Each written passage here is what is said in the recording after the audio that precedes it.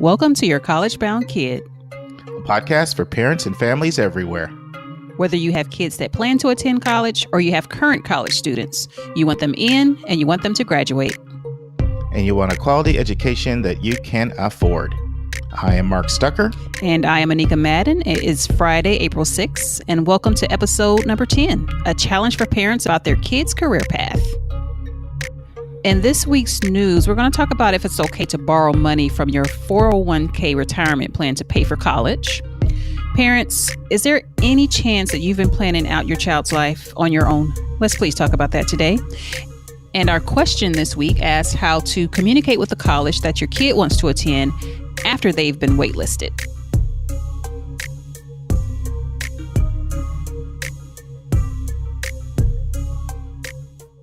Anika, do you ever miss the traffic in Atlanta now that you've moved away? Negative. Well, let me tell you something. On Friday, I got off work early from KIPP, and I was so excited because I thought I'm going to avoid the rush hour traffic in Atlanta. I'm just off of Exit 2 Camp Creek Parkway, and boom, my car smashes into a car. Yikes. Totals my Prius. Sorry. 3-car accident, and all of a sudden, in one split second, it was like real fast. But you know what? I've had a chance to gather myself now. I'm glad. And I've thought, I'm glad you're okay. It's only I'm glad you're okay. Well, I'm almost okay, but you know what I mean? I'm not in the hospital. Nobody else is hurt. And you know what? You can replace cars. You can't replace your body. That's all right. But I just want to say this for everybody out there. Be careful driving out there, please. Teens and parents, just be careful because 1 second and it can be over. That's right. So just wanted to That's say. right. Or move to North Carolina where there's less traffic, please. That's an idea. Let's turn to college admissions hot topics in the news. Mark, our article for this week is another great list of pros and cons. And this time it's around if it's okay to borrow from your 401k retirement plan. And this article that's found on advisors.com, it starts out with a list, a rather short list, I must say, of arguments in favor of borrowing from a 401k. And then it transitions into a much longer list of, well, not a much longer list, but it is a longer list of arguments against borrowing from a 401k. So I just want to I want to highlight a couple of ones for the arguments in favor of. And I just kind of want to get a sense from you of why wouldn't we do this? Okay, let's start with is saying that, the borrower would rather owe money to themselves rather to a bank or federal institution. Right? Check. I agree with that. Obtaining a 401k loan does not require credit underwriting, and it won't report on your credit history. And the interest rate on a 401k loan is low, much lower than the prime, what they call the prime lending rate plus 1 or 2%. So why wouldn't we do that, Mark? Before we even dive into the to the list of the reasons not to do it. Yeah, and it's a great question. It's actually a question that I had a parent ask me this week, and they were pretty adamant about wanting to go ahead and do this because from their perspective, if they're only paying interest to back to themselves, isn't that better than paying interest to a bank or even a credit union? And I ended up pushing back rather aggressively and ended up talking them out of it. Although I would never say never because there are lots of factors involved, including how big is your 401k? What does your other retirement picture look like? I remember one family I worked with, and they also wanted to do this, and I was telling them all the reasons why they shouldn't do it. Then when I saw what they had in their retirement account and I saw what their pension was, I'm like, you know what? Maybe you can do it. So that it can be case by case, depending on how strong your retirement picture looks already. But here's why, in general, I don't like this. One of the things to keep in mind with borrowing from a 401k is that it's a short-term loan that has to be repaid back in 5 years. So you can be putting yourself on a lot of pressure to do that. Another thing is if you lose your job, and plans are written differently, but it's very common for plans to be written in a way where the money's due immediately back the balance, or oftentimes 60 days is due right away. And so are you prepared for that? I mean, nobody thinks they're going to lose their job, right? But every day people lose their job. They don't think they're going to lose their job, right? That happens. Another big thing is that most people don't save enough for their retirement. They don't. Like, that's why you have so many of working poor and the elderly, all this data that shows that people significantly underplan for their retirement. And there is no direct subsidized, unsubsidized loan program out there for your retirement like there is to fund college. Right. And so people don't realize, especially if you end up living longer, like just how much you actually need, unless, of course, you're going to, continue to work. So those are some things you've also got to keep in mind. This is a big one that a lot of times when you're paying the interest back on your 401k, your plan is frozen. Right. So that money is not growing for you like it could be growing.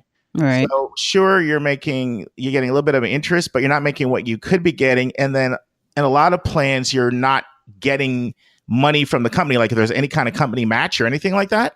So while your plan is in this sort of abeyance state where you're paying it back, you're kind of freezing your retirement account.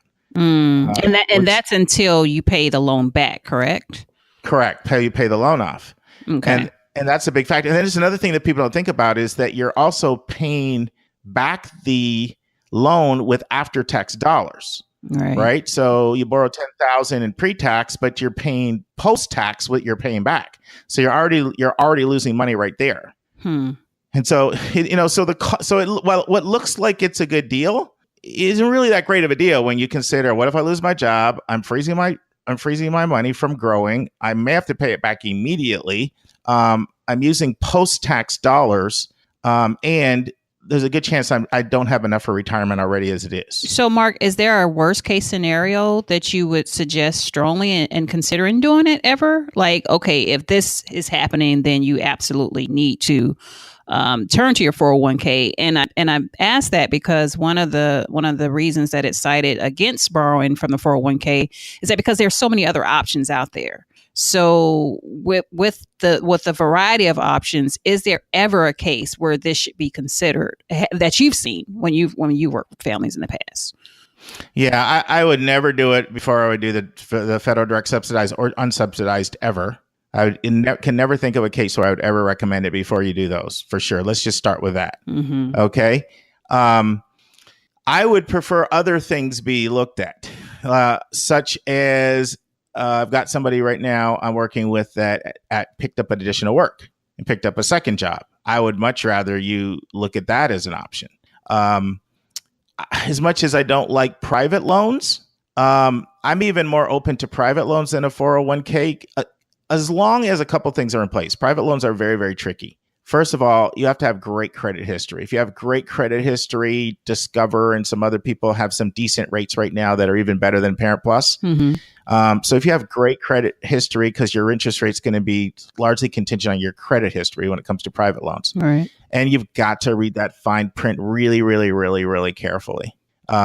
So those are things that and even the Parent Plus, which once again, I don't like at all, because I generally think once you're getting into the Parent Plus and you're getting into private loans, my view is that the majority of the time you're going into a financial situation that you don't need to be in. Yeah. And what I mean by that is that, I'm working with a family like this right now in Philadelphia, and they're having to come to grips with the fact that their dream, that vision that a lot of parents have for their kid, which is to go off to the school of their first choice, live on campus in a residential setting, they're going to have to take an ulterior path because they've not, they came to me really late. And so they're not standing out in the scholarship pool to get scholarship money.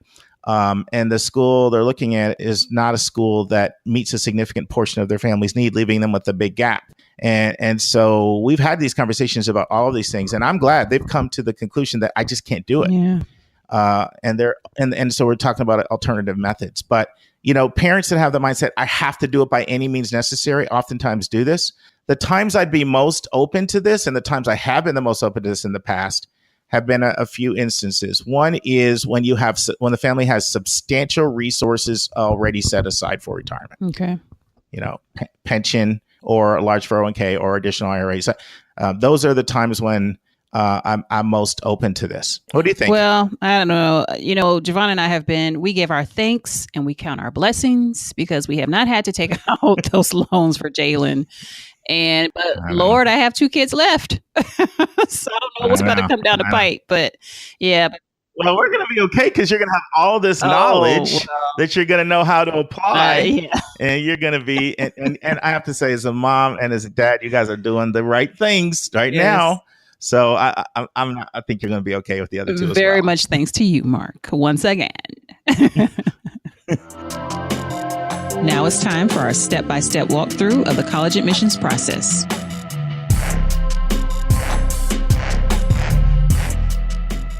So we are in our last episode / chapter of section 1 of the book, 171 Answers to the Most Asked College Admissions Questions. And I'm super excited, Anika. I'm excited to be finishing up this section. And I'm really excited about our next 18 episodes because we are going to do a real deep dive into how to build your college list. But before we get into those 18 episodes on building your college list, this last one, it does deal with a challenge to parents, about planning their own child's career. And it's just a warning because it's something I see a lot in my counseling practice. And it's well-intentioned most of the time because we all want what's best for our kids. Although there are some times I question it because sometimes I see parents who want their children to pursue careers that have status because it elevates their status as a parent. Of course, it's hard for it's hard for me to always know what motivates people, right? But sometimes you can tell by the comments that parents make. And I think that the key point in this chapter is it is not your life, it's your child's life. So I don't know. Do you remember me saying, Anika, your child's career is not your chance to have a do-over on your career? Do. Yeah. And I'll tell you, Mark, I did a lot of self-reflection after I read this. And it's all about Janaea again and me and her wanting to be an engineer. And honestly, Mark, it did sound really nice for me to be able to say, "Ooh, my daughter's an engineer." She's whatever XYZ. And I had to be honest with myself and the selfish side of it, just, like you said, elevating our status as parents. Oh, we did good because my kid is doing this. But again, the point is, first of all, there are billions of careers that are out there that are that, oh my goodness, even Miss Stephanie Espy introduced us to last week, and continues to do so with her book, and all these career fields that are just out there that we just don't know about, and that are viable and will make our kids, allow them to be successful, and not just money and the title that they're going to take on, but the ability that they're going to be able to give back to their communities, the ability that they're going to be able to make a difference in someone's life. So again, I go back to the chapter, I think it was 1 or 2, we talk about the success factor, really framing that not just for our kids, but for ourselves as we go through this journey with them. So this was an awesome way to wrap up this section, Mark. As I work, especially now, and we're in high time of getting our kids ready, we're just trying to, we do want the best for them. Yes, we do. But we got to remember who it's for, and it's not for us. And it's so funny you say this, Anika, because this is so complex, this conversation. So I'm thinking right now, one of my favorite students and families that I worked with, and the daughter wanted to go into education because she just loved kids. The parents, both of them, had really struggled. They really had it difficult financially, and they really strongly dissuaded their daughter from education, mostly because they just felt like they didn't want her to struggle as much as they had, and they were really pushing her in a STEM direction, actually toward engineering. And and I remember having conversations with her because she's just such a great kid, and she's one of those kids who she wanted to keep her parents happy, but you know what I mean? But they're kind of pushing her direction she didn't want to go. And so we ended up kind of on this idea of, well, why don't you try it for a few years, sock away a bunch of money. Then you can always go back and, into education. Do you know she's in her 30s right now? She is an engineer and she loves it. Oh, wow. And she loves it. So I have to say that to say like there is, like, you have to be careful of absolutes. Oh my goodness. But on the other hand, I've had more cases where kids have told me that their parent They felt forced to pick something, and it was really almost their parent making them do this, and it's not what they wanted to do. Right. And I've had that a lot with lawyers. More with lawyers than anything else. I've had it with doctors as well. And I've seen resentment. Like I almost really didn't feel like I had a choice. I felt like I was not living up to the expectations. Like I was almost shaming my family if I didn't go on this path, and I'm miserable. And I've seen parents come back to me and say, I so regret that I forced my child to be a lawyer, to be a doctor, because they're not happy. And I've even seen cases where there was just real resentment into adulthood from the children to the parents, because they felt like, I did this for you and you almost made me do this. So I've seen a lot more of those instances than I've seen of that first one. And it's not happy. It's not a pretty picture, when we see that. But this is why this is really hard, because let's say, and God bless all the people out there that are swishing toilets and cleaning bathrooms, and we're grateful to that, because we wouldn't have clean facilities without you. But let's say our kids were to come to us and say, you know what, bathrooms are just really messy, and I want to clean bathrooms when I'm older. Well, you know what? Let's face it. Most of us would be like, let's talk about this over here that you can do. Like, that's great, but you're more talented than that, right? The majority of us would do that. And the reason I share that is it's very easy for all of us to understand in principle how, no, there are certain things that we would say, you have more talent than that. You could use your gifts differently than that. So once we've agreed that we all can kind of go there, it becomes a matter of, well, where do we draw the line?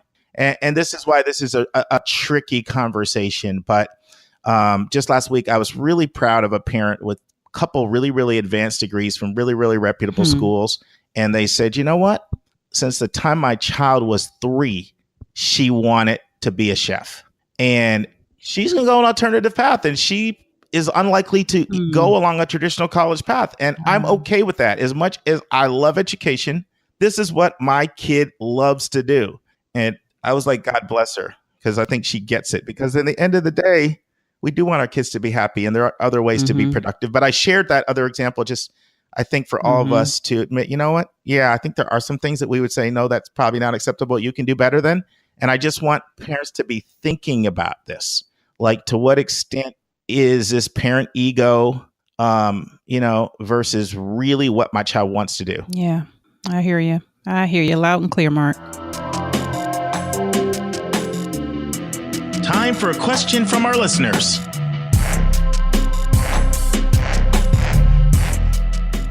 Okay, Mark, our question for this week comes from Miss Angela, who's a mom. And her question reads, do you have any tips on emailing a school you've been waitlisted with to let them know that you're still very interested in attending? I love the question. Thank you, Angela, because I get this question all the time. And in fact, we could even broaden it. Like, what should you do if you're on the wait list and you want to get off, right? But I'm going to do something differently here, Nika. I'm going to put you on the spot. I'm going to pretend Angela's asking you this time, and let's see what you come up with, and then I'll supplement your answer if I think you missed something. And if I disagree, I'll speak up as well. So let's hear what you think. Okay, well, I'm very happy because I actually have an answer. Well, I have part of an answer.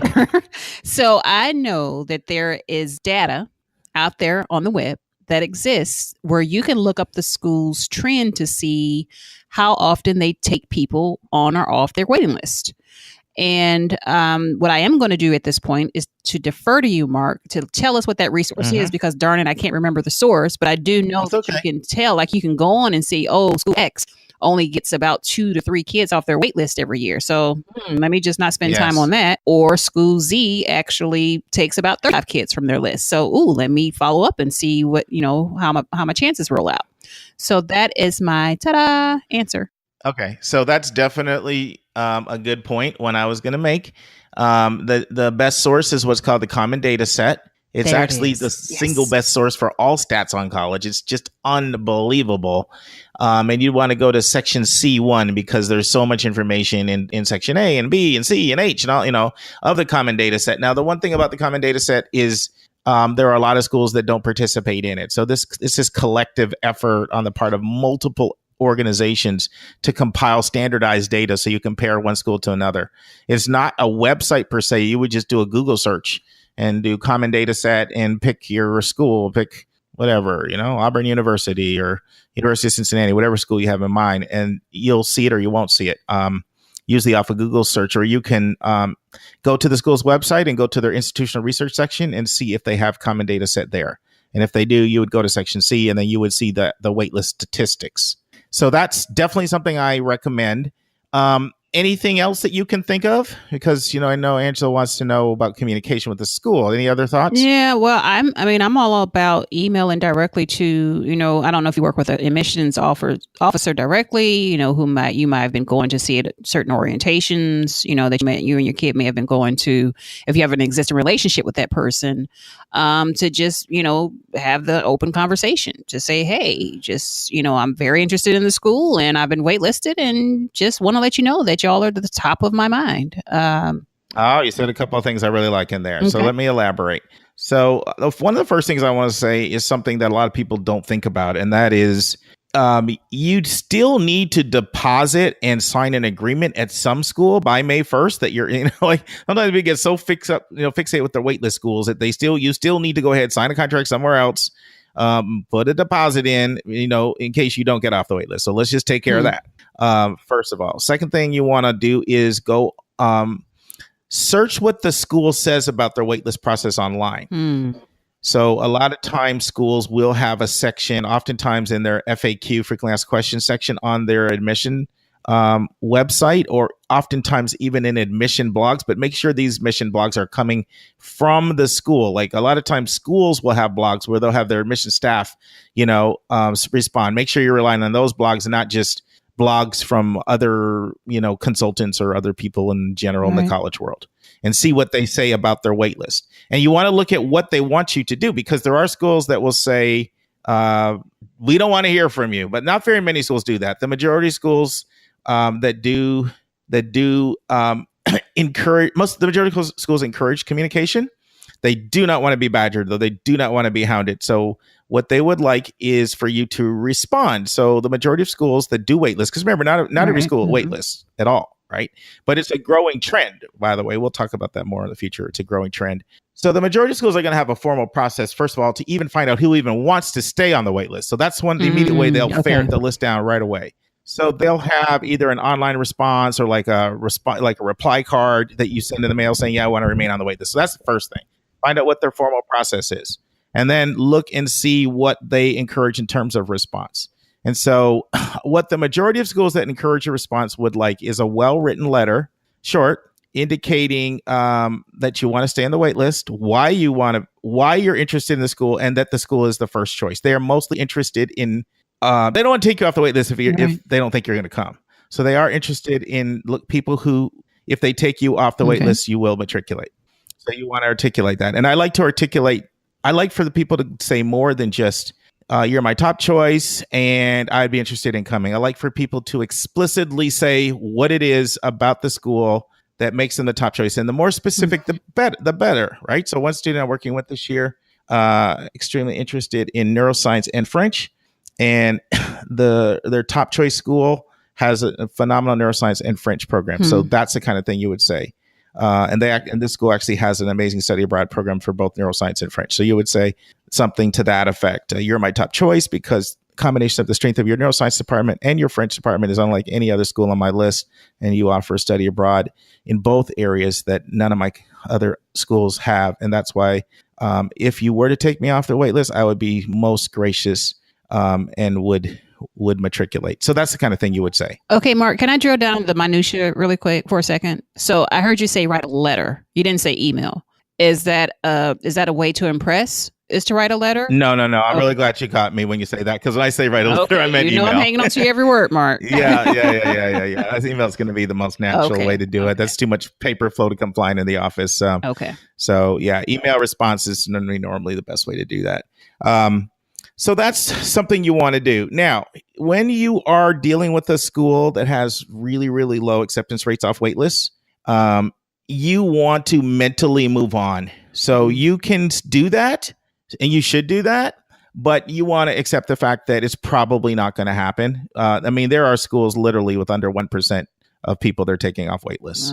And so if you're looking at a school like that, yeah, you can go through that exercise, but mentally move on and do not expect that to happen. Okay. So that's important. Be polite. Do not be entitled. No, I've seen all those things on the other side in admissions, right? Like, I'm really shocked that I was waitlisted, or even worse, the parent writing. That's bad. Have the communication come from the student, not the parent. Very important as well. Very important. Student, not the parent. Yep.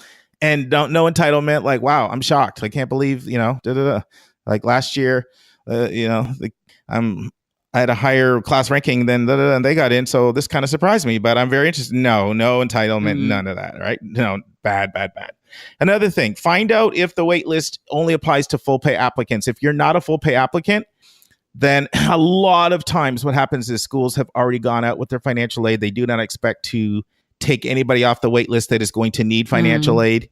And so that's the kind of thing that you can, if you're working with a counselor, they can call if they're open to doing that. Or as you mentioned, if you have a good relationship with an admission officer, that's the kind of conversation you can have with them.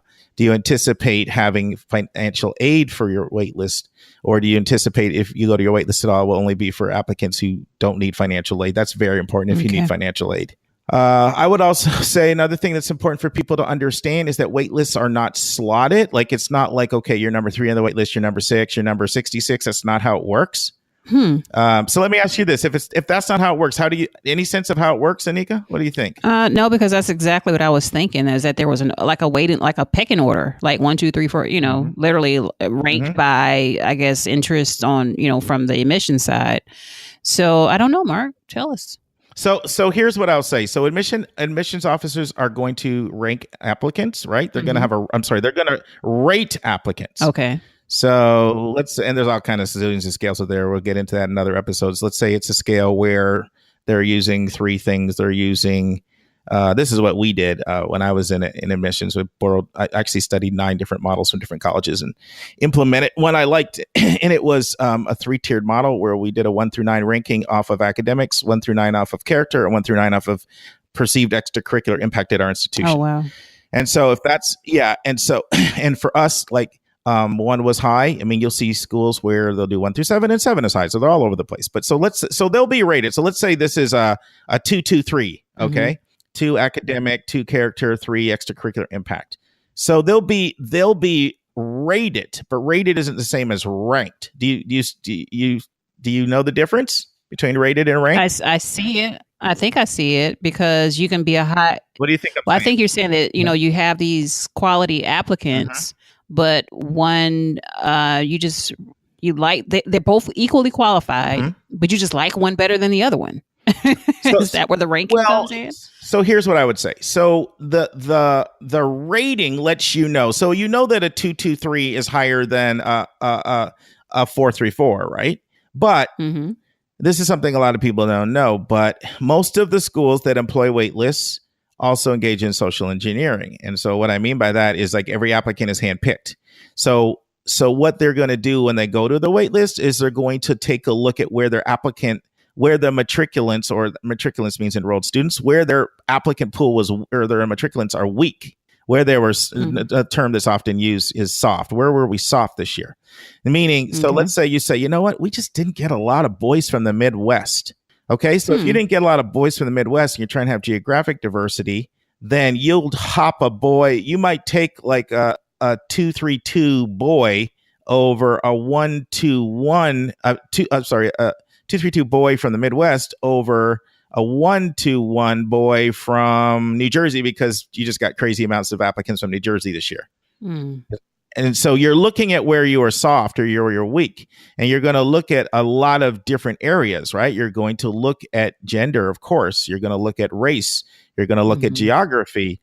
You're going to look at talents. So, we didn't get lacrosse players, or, lacrosse coach going to be so mad. Blah, blah, blah. You're going to look at your athletes, and you're going to look at all your artists and, everything, the orchestra. You're going to look at all of that. And then you're even going to look at things like, let's say your test scores look a little softer this year than they were the year before. Well, we probably need to round out with some really high ACT and SAT testers, because we want our averages to look good at these guides.